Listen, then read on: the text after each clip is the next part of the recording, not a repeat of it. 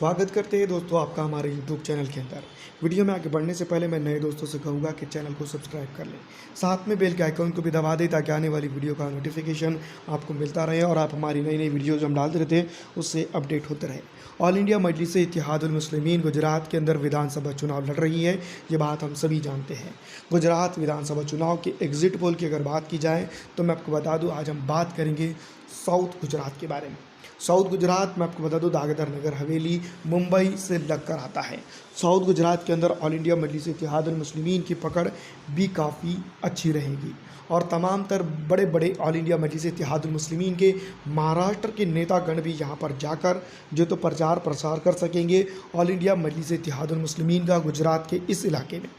दोस्तों, जैसा कि आप जानती हैं कि ऑल इंडिया मजलिस इत्तेहादुल मुस्लिमीन जिस तरह से यहाँ पर काम कर रही है उसको देख के लगता है कि साउथ गुजरात के अंदर ऑल इंडिया मजलिस इत्तेहादुल मुस्लिमीन एक बड़े उलटफेर के साथ आगे बढ़ेगी और असदुद्दीन अवैसी साहब की जिस तरह से चेहरे पे मुस्कान दिख रही है वो और भी ताज़ा हो जाएगी।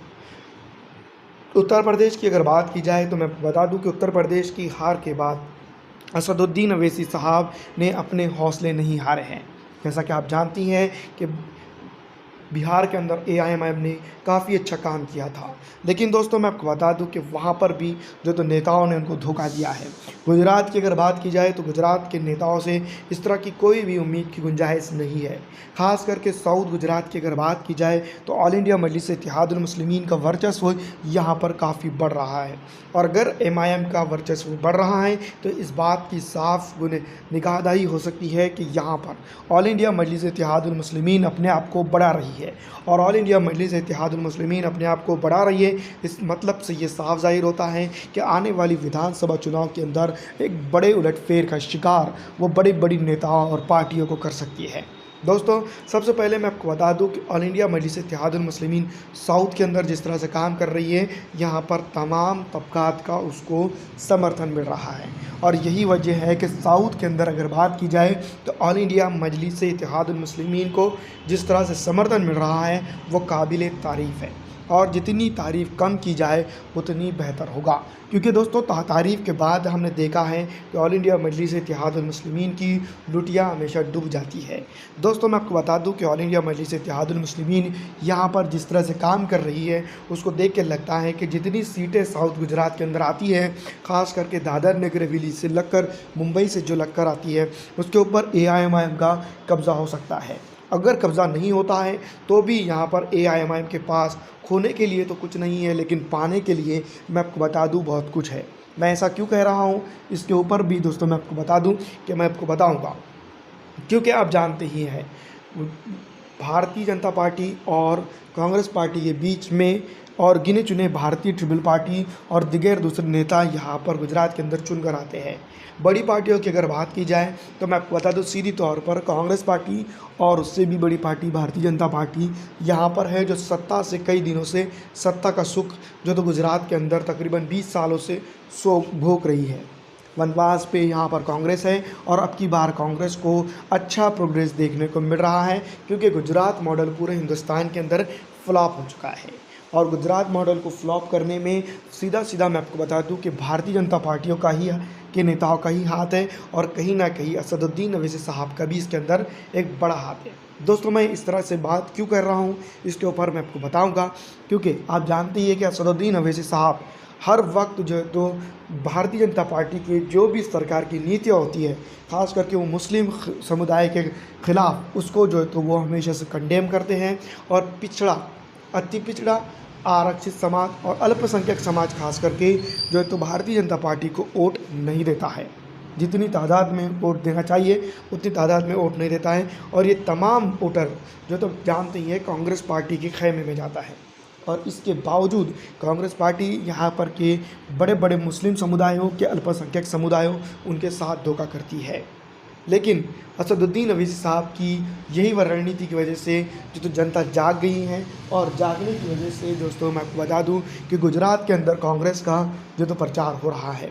क्योंकि आप जानती हैं कि तमाम तो शोबों में असदुद्दीन अवैसी साहब जो तो बाजी ले जाते हैं और उनको टिक्का टिप्पणी करते रहते हैं। कांग्रेस की तरफ से दोस्तों ऐसा कुछ भी नज़र नहीं आता है। लेकिन ऑल इंडिया मजलिस इत्तेहादुल मुस्लिमीन ऐसा करती है, इसका सीधा सीधा फ़ायदा कांग्रेस को हो रहा है, क्योंकि हर जगह ऑल इंडिया मजलिस इत्तेहादुल मुस्लिमीन चुनाव नहीं लड़ती है। दोस्तों मैं आपको बता दूँ, भारतीय जनता पार्टी का गुजरात मॉडल गुजरात में ही फ्लॉप होता हुआ नज़र आ रहा है। लेकिन अगर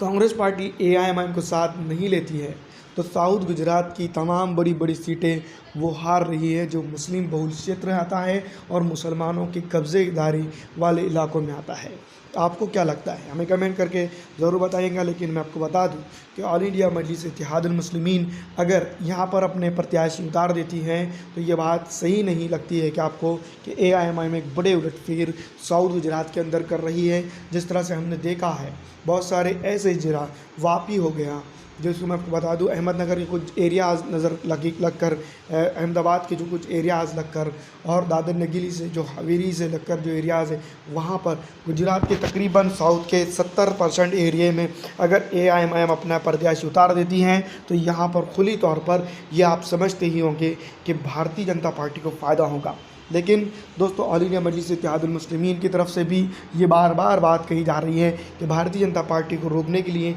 वो गठबंधन की कोशिश है और भारतीय जनता पार्टी को रोकने के लिए कांग्रेस पार्टी से वो यहाँ पर गठबंधन कर सकते हैं। लेकिन अब तक के गठबंधन ने किसी ने गठबंधन का भी MIM को ऑफ़र नहीं दिया है और ना ही खुलकर किसी ने रिजेक्ट किया है। इसी दौर में ऑल इंडिया मजलिस इत्तेहादुल मुस्लिमीन क्या काम करेगी, आगे किस तरह से वो डिसीज़न लेगी, ये तो वक्त ही बताएगा। लेकिन फ़िलहाल दोस्तों मैं आपको बता दूँ कि ऑल इंडिया मजलिस इत्तेहादुल मुस्लिमीन जिस तरह से उत्तर प्रदेश में उन्हें एक बड़ा गेम कर दी थी, उसी तरह से जहाँ पर भी वो एक गेम करने को नज़र आ रहा है।